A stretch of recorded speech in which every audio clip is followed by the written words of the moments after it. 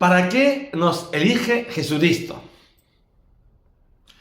Sencillamente para continuar con su obra.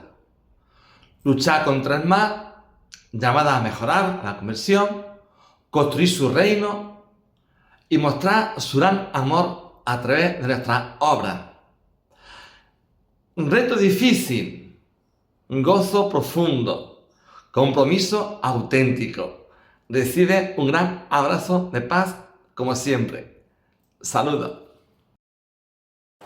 ¿Para qué eligió Jesús a los apóstoles? ¿Para qué Jesús nos sigue eligiendo hoy a nosotros? La respuesta es muy sencilla, muy simple, muy profunda. Para aliviar el sufrimiento de la humanidad. Para aliviar el sufrimiento de la gente que nos rodea. Para aliviar el sufrimiento de la gente que lo pasa mal. Esa podría ser la respuesta después de escuchar la lectura que acabamos justamente de escuchar, ¿no? Para entender todo eso, para entender esa realidad, tenemos varios elementos. Voy a comenzar con la segunda lectura. Una carta que nos va a acompañar 7 semanas. Una carta que el apóstol San Pablo la escribe, fijaos, estando en Roma, pero en la cárcel, por anunciar a Jesucristo. Una carta que dirige a los efesios, un grupo de cristianos que se encontraban en lo que hoy sería Turquía, en Asia Menor. Una carta que, como digo, iremos semana tras semana saboreando. Hoy comenzaba con un gran himno de alabanza. Se ve que era un gran himno que se usaba en las celebraciones de los primeros cristianos y que San Pablo lo recoge y lo comunica. Un himno que nos recuerda que Dios nos ha elegido por amor y para amar. Dios nos ha elegido no por nuestros méritos, sino porque nos ama. Y nos ha elegido para amar, que sería la respuesta a la pregunta que antes lanzaba. Un himno de alabanza al Señor que nos ha elegido para que realmente sepamos acoger su amor y ese amor que lo acojamos, sepamos compartirlo y repartirlo. En segundo lugar, un profeta, Oseas, es un profeta muy peculiar. No es quizás de los profetas más conocidos de Israel, como pueden ser Jeremías, o Ezequiel, o Isaías, pero es profeta.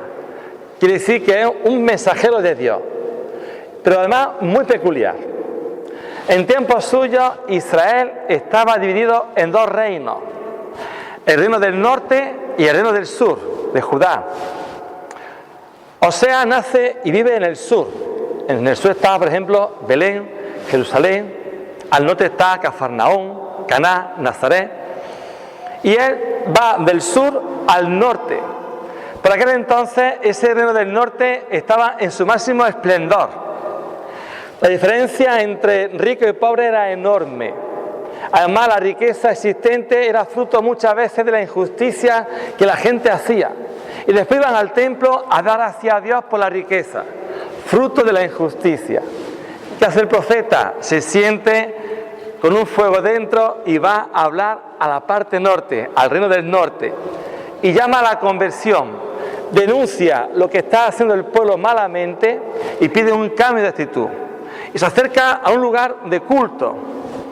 Y el que está allí al mando de ese centro de culto le dice: vidente, vete a tu tierra ahora mismo y déjanos tranquilos. La respuesta de Oseas es maravillosa. Mira, que yo no era profeta, yo estaba en mi campo, allí en mi tierra con mi oveja y plantando higos. Pero Dios me ha llamado, Dios me ha elegido, Dios me ha dicho: ve y profetiza, ve y anuncia mi palabra al reino del norte.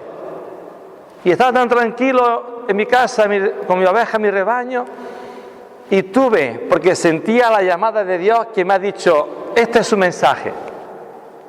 Eso demuestra que Dios llama a quien quiere, cuando quiere, como quiere y para lo que quiere.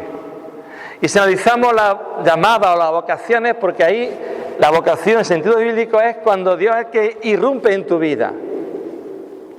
A veces decimos: tengo vocación de maestro o de pintor o de bailador o de músico. ¿Por qué? Porque tengo un don, porque me gusta. ¿de acuerdo? Eso te da una vocación de tipo profesional, entre comillas. Pero la vocación bíblica no es que yo elijo algo o tengo dotes para algo. No, Señor, es que Dios es el que me llama. Boca es de evocar, de llamar. Dios es el que irrumpe mi vida y me saca de mi ambiente para anunciar su palabra.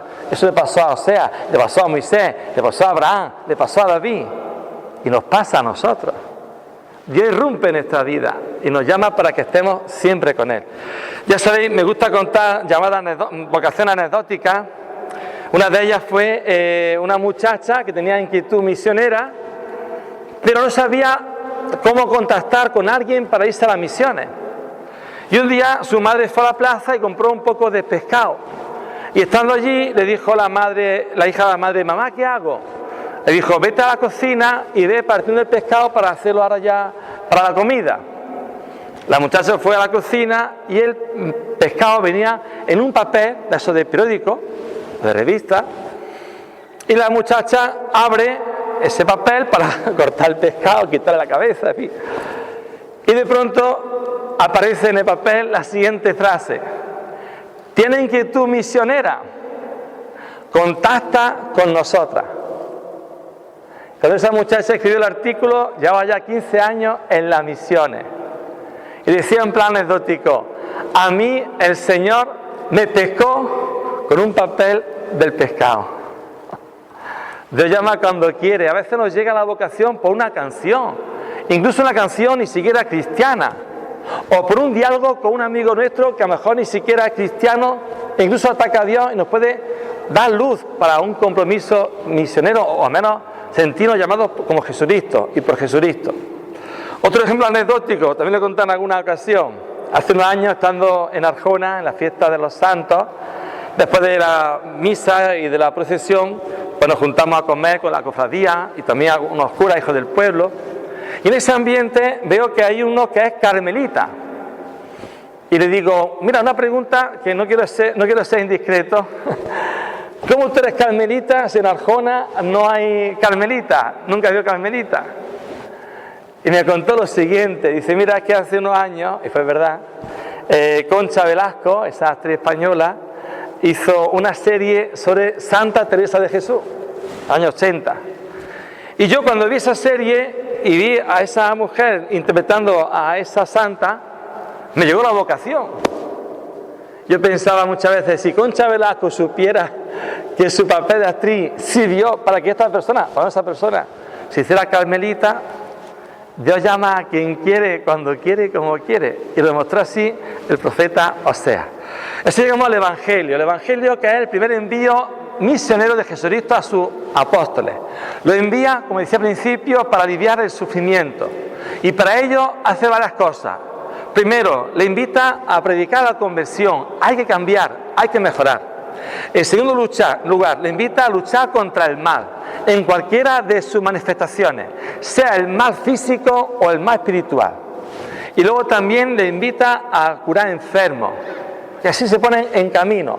Los quiere ligeros de equipaje, sin apego, sin atadura, libres, para así poder anunciar libremente el mensaje de Jesucristo. Y esa tarea es la que Cristo le encomendó a sus discípulos, a sus apóstoles, y también vale hoy para nosotros. Nos sigue eligiendo para que hagamos un mundo mejor, para que quitemos el sufrimiento a los demás, para que busquemos siempre la conversión, para que aliviemos el dolor. A veces no cuestión de enfermería, una simple sonrisa puede cambiar a una persona su día entero. Eso está al alcance de cualquiera. Nunca nos cansemos de sentirnos enviados, agradezcamos a Jesucristo que sigue contando con nosotros y anunciamos el Evangelio primero con nuestras obras y de camino de vez en cuando con nuestras palabras. Y así anunciamos el Evangelio por las calles, las ciudades, nuestros barrios, en cada lugar en el cual nos encontremos con las personas. Que sea la misión y la tarea a la cual Cristo nos sigue llamando y encomendando.